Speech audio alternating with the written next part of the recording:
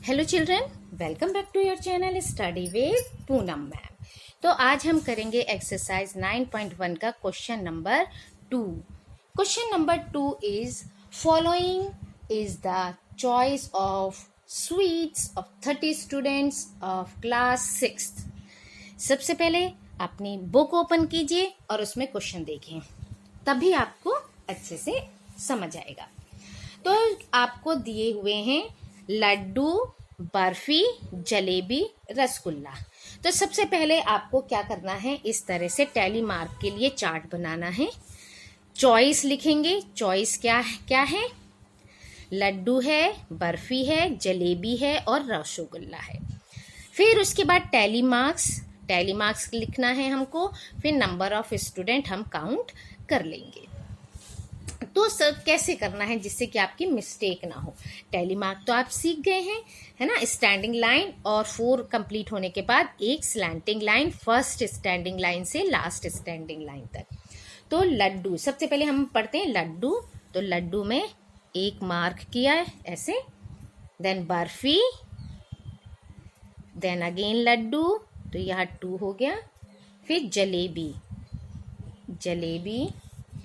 लड्डू, उसके बाद रसगुल्ला, जलेबी, फिर जलेबी में मार्क करेंगे लड्डू, तो लड्डू में देखिए 4 हो गए।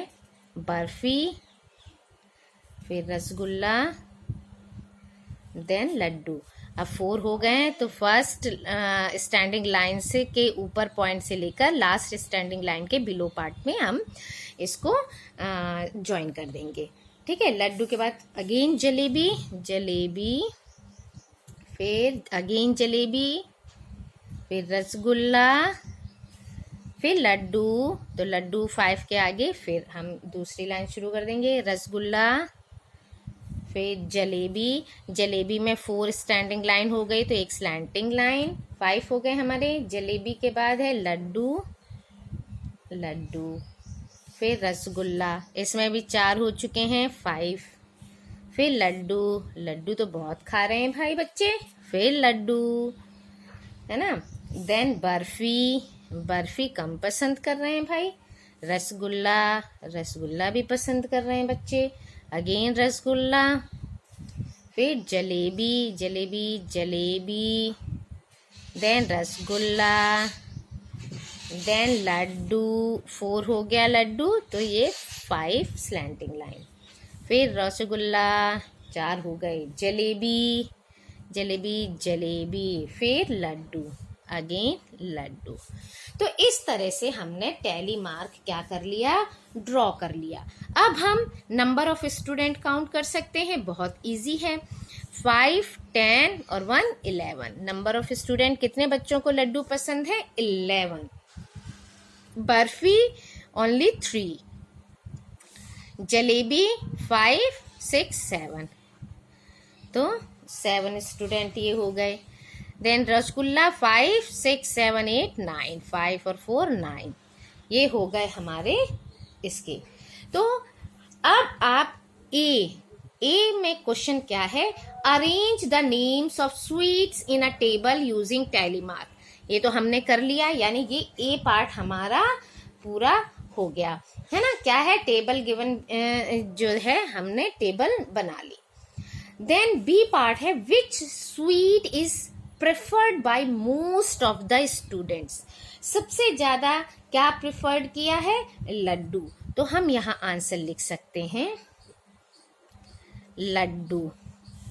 ठीक है। फिर पूरा सेंटेंस आज बुक से लिख लीजिए, is preferred by most of the. Language आप बिल्कुल बुक से देखकर लिख सकते हैं, है ना, तो इसमें कोई प्रॉब्लम नहीं होती है। मोस्ट ऑफ द स्टूडेंट्स, ये हो गया आपका आंसर। ए भाई सॉल्व हो गया, बी भी सॉल्व हो गया। अब आता है हमारा क्वेश्चन नंबर 3। क्वेश्चन नंबर 3 क्या है, बुक तो आपकी ओपन होगी मुझे पता है बिल्कुल अच्छे से। तो question number 3 is Catherine threw a dice. ठीक है, अब डाइस वाला क्वेश्चन आ गया। 40 टाइम्स, कितने टाइम्स उसने डाइस को थ्रो किया? 40 times. And noted the number appearing each time as shown below. और हर बार क्या नंबर आया वो आपको यहाँ दिया हुआ है बुक में। Make a table and enter the data using tally mark. ठीक है, अब हमको टेबल बनानी है। ये टेबल इस तरह से बनानी है और आपको टैली मार्क भी लिखना है। Find the number that appeared, जो भी नंबर आया है और कितने बार आया है।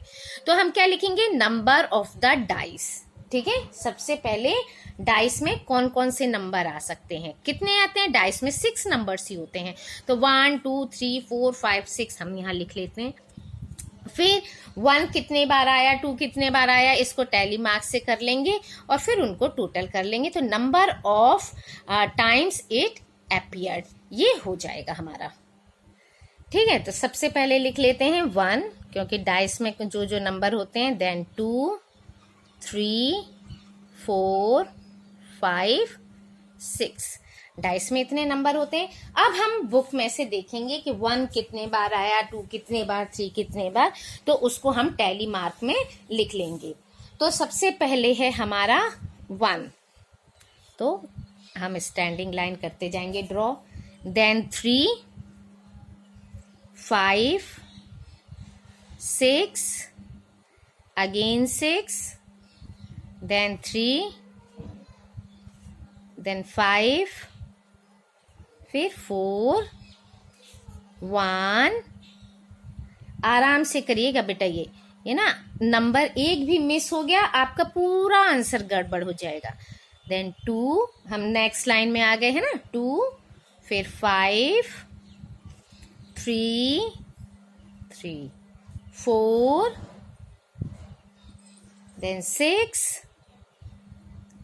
1, फिर 5, अगेन 5, तो स्लैंटिंग लाइन हो जाएगा हमारा। 6, इसमें भी स्लैंटिंग लाइन। देन 1, है ना 1, फिर थर्ड रो वाला 1, तो इसमें भी स्लैंटिंग लाइन। 2, अगेन 2, देन 3, फिर 5, फिर 2, फिर 4, देन 5, देन 5, देन 6, फिर 5 1, फिर है 6 6, देन 2, ये भी स्लैंटिंग लाइन आ जाएगा, 5 आ गया क्योंकि 3, इसकी भी स्लैंटिंग लाइन। देन 5, ये भी 2, हाँ ये इसको भी 2, फिर यहाँ से standing line start. Then 4, then 1 और फिर 5। ठीक है, इस तरह से हमारा ये हो गया। अब हम इसको टोटल कर सकते हैं। टोटल कैसे? 5 6 7 हो गया हमारा 7। फिर number of time is appeared, कितने बार अपीयर्ड हुआ? 1 7 टाइम्स। ये 2 हुआ 6 टाइम्स। फिर 3 5 टाइम्स, 4 4 टाइम्स, 5 5 और 5 10 और 1 11 टाइम्स, और 6 5 6 7 टाइम्स। क्लियर? आपको आ गया? बिल्कुल क्लियर हो गया, समझ आ गया, बहुत स्मार्ट बच्चे हैं। अब क्या करेंगे? आगे जो क्वेश्चंस दिए हैं, जैसे पार्ट ए क्या है? The minimum number of times. क्या था क्वेश्चन हमारा? Make a table and enter the data using tally marks. हमने डाटा बना लिया, अब एंटर कर लिए सारे मार्क्स, टैली मार्क्स कर लिए, टोटल कर लिए। Find the number of that appear the minimum number of time. कम से कम नंबर कौन सा आया है? तो कम से कम नंबर कौन सा है हमारा? 4। यहाँ देखिए, सबसे कम कौन सा है? 4। तो ये क्या लिखेंगे हम इधर? 4। 4 is the minimum number of times appeared, है ना? तो अब लिख लेते हैं हम यहाँ।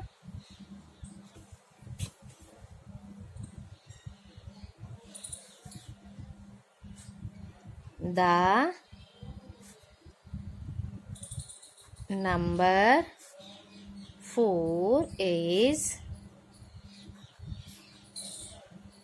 appeared the minimum